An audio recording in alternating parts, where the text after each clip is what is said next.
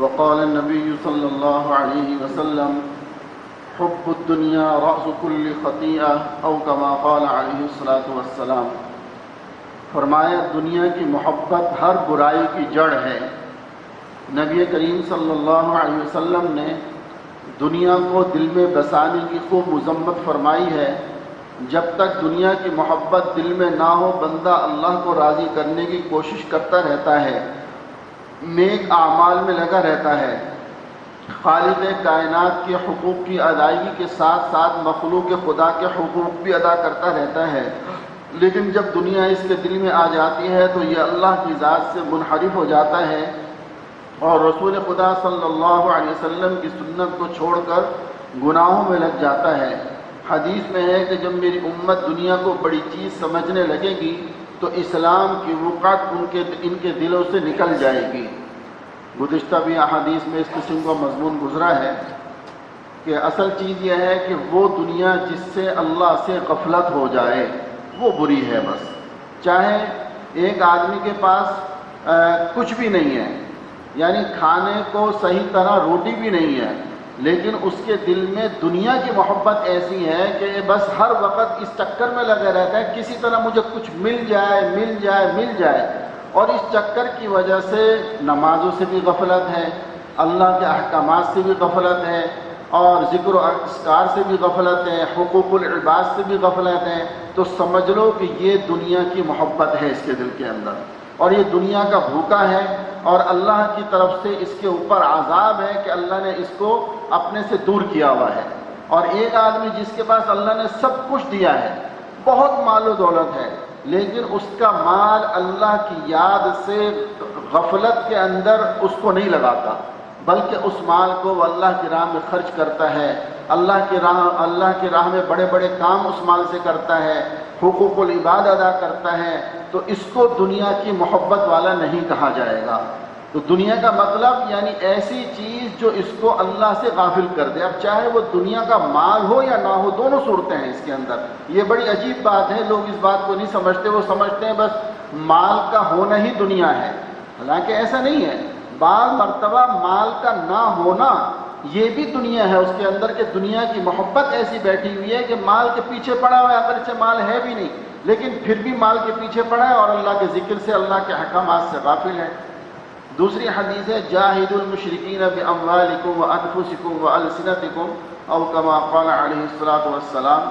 فرمایا کہ مشرکین کا مقابلہ کرو اپنے مالوں سے، اپنی جانوں سے اور اپنی زبانوں سے۔ واضح ہے کہ جو اللہ کے دشمن ہیں، جو حکم آ جاتا ہے تو پھر پیچھے ہٹنے کی گنجائش نہیں ہے۔ جب اللہ کا حکم آ گیا تو اب اپنی جانوں کے ذریعے سے بھی، اپنے مالوں کے ذریعے سے، اپنی زبانوں کے ذریعے سے بھی ان کا مقابلہ کرنا چاہیے اور اللہ کی راہ میں قربانی دینی چاہیے۔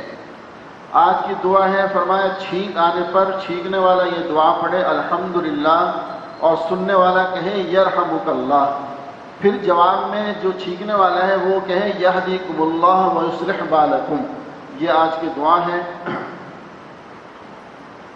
کل ہم نے پڑھا تھا فرشتوں کے بارے میں، آج کتب کے بارے میں اور رسول کے بارے میں ہے کہ اللہ تعالیٰ نے 4 بڑی کتابیں، تورات، زبور، انجیل، قرآن مجید اور بہت سے صحیفے نازل فرمائے ہیں۔ ان سب کو برحق سمجھنا اور ان پر ایمان لانا ضروری ہے۔ البتہ قرآن کریم کے نزول کے بعد تمام آسمانی کتب اور صحیفے منسوخ اور ناقابل عمل ہیں۔ یہ بات بڑے سمجھنے کی ہے کہ ایمان لانا تو ضروری ہے کہ یعنی ہر دور میں جو کتاب نازل ہوئی، جو صحیفے نازل ہوئے، وہ اللہ کا کلام تھا، چاہے جو اب وہ اپنی حالت میں ہے یا نہیں ہے، ایک بات۔ دوسری بات یہ کہ رسول اللہ صلی اللہ علیہ وسلم کے بعد اور قرآن کریم آنے کے بعد اب ان میں سے کسی پر بھی عمل نہیں ہو سکتا، اب یہ سب منسوخ ہیں، عمل قرآن کریم پر ہی ہوگا۔ قرآن کریم اللہ تعالیٰ کی نازل کردہ کتابوں میں سے آخری کتاب ہے جس کی حفاظت کی ذمہ داری اللہ تعالیٰ نے خود لی ہے، چنانچہ اس کے بارے میں یہ عقیدہ رکھنا ضروری ہے کہ وہ ہر قسم کی غلطی اور تبدیلی سے محفوظ ہے۔ جبکہ قرآن کریم اسلام کے شاعر یعنی واضح نشانیوں میں سے ہے، اس لیے اس کی تعظیم بہت ضروری ہے، اس کی توہین اسلام سے محرومی کا باعث ہے۔ یعنی یہ عقائد کا بیان ہو رہا ہے کہ یہ ہمارے عقائد ہونا ضروری ہے ایک مسلمان کے لیے۔ اس کے بعد فرمایا اللہ تعالیٰ کی طرف سے بھیجے ہوئے تمام انبیاء اور رسولوں کو برحق اور گناہوں سے معصوم ماننا بنیادی عقائد میں سے ہے۔ اللہ رب العزت کی طرف سے جتنے بھی انبیاء علیہ الصلوۃ والسلام بھیجے گئے ہیں یہ سارے برحق ہیں اور گناہوں سے محفوظ ہیں، یعنی معصوم ہیں، ان سے گناہ نہیں ہو سکتے۔ بعض حضرات نے نعوذ باللہ اس کے اندر جو ہے وہ کچھ جرت سے کام لیتے ہوئے اور بعض انبیاء علیہ الصلوۃ والسلام پر، جیسے رات ہم نے یوسف علیہ الصلوۃ والسلام کا جو قصہ پڑھا ہے، تو اس طرح کسی جگہوں پر انہوں نے اپنی زبان چلائی ہے، اللہ حفاظت فرمائے، اور اس پر انہوں نے کچھ نازیبا الفاظ کہے ہیں جس کو علماء نے بہت سخت رد کیا ہے۔ فرمایا ہے کہ انبیاء علیہ الصلوۃ والسلام یہ سب معصوم ہیں، ان سے گناہ نہیں ہو سکتے۔ کسی رسول پر ایمان لانے کا مطلب یہ تسلیم کرنا ہے کہ انہوں نے اپنے زمانہ نبوت میں جو کچھ پیش کیا وہ سب صحیح اور برحق ہے۔ حضور اکرم صلی اللہ علیہ وسلم کی شریعت کے بعد سابقہ تمام شریعتیں منسوخ ہو چکی ہیں۔ اب شریعت محمدی کے علاوہ کسی دوسری شریعت پر عمل کرنا قطعاً جائز نہیں۔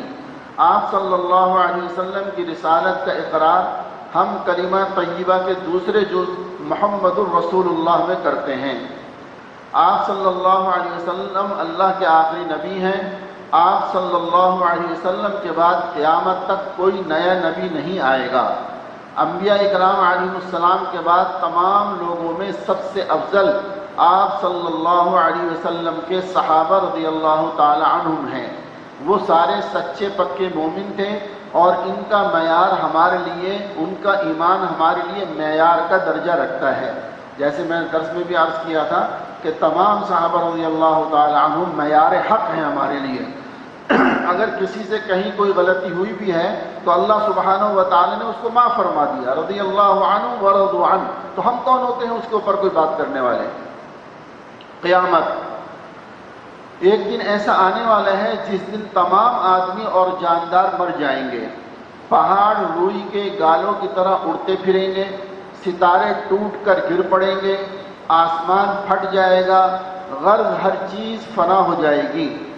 اس دن کو قیامت کا دن کہتے ہیں۔ قیامت کے آنے کا صحیح وقت اللہ کے سوا کوئی نہیں جانتا، البتہ احادیث سے معلوم ہوتا ہے کہ وہ دن جمعے کا ہوگا اور محرم الحرام کی 10ویں تاریخ ہوگی۔ حضور اکرم صلی اللہ علیہ وسلم نے قیامت کی کچھ نشانیاں بیان فرمائی ہیں، مثلا یہ کہ قیامت سے پہلے گناہ کثرت سے ہونے لگیں گے، لوگ اپنے ماں باپ پر سختیاں اور ان کی نافرمانی کرنے لگیں گے، امانت میں خیانت ہونے لگے گی، گانا بجانا عام ہو جائے گا، بے علم لوگ پیشوا بن جائیں گے، چرواہے اور دیگر کم درجے کے لوگ بڑی بڑی عمارتیں بنانے لگیں گے، اور بعد میں آنے والے لوگ گزرے ہوئے لوگوں کو گالیاں دینے لگیں گے۔ قرب قیامت کی چند بڑی نشانیاں یہ ہیں کہ دجال کا فتنہ رونما ہوگا، امام مہدی علیہ السلام تشریف لائیں گے، حضرت عیسیٰ علیہ السلام آسمان سے تشریف لائیں گے، یاجوج ماجوج سد سکندری ذوالقرنین کی بنائی ہوئی دیوار کو توڑ کر باہر نکل آئیں گے، اور سورج مغرب سے طلوع ہوگا۔ بہت سی نشانیاں آج ان میں ایسی ہیں جو ظاہر ہو چکی ہیں، کچھ بڑی بڑی نشانیاں باقی ہیں۔ اللہ رب العزت سے دعا فرمائے اللہ ہمیں کسی بھی ایسے فتنے سے محفوظ فرمائے کہ جو ایمان کے ضائع ہونے کا جس کے اندر خطرہ ہو۔ اللہ اپنے فضل سے ہم سب کا خاتمہ بالخیر اللہ مقدر فرما دے۔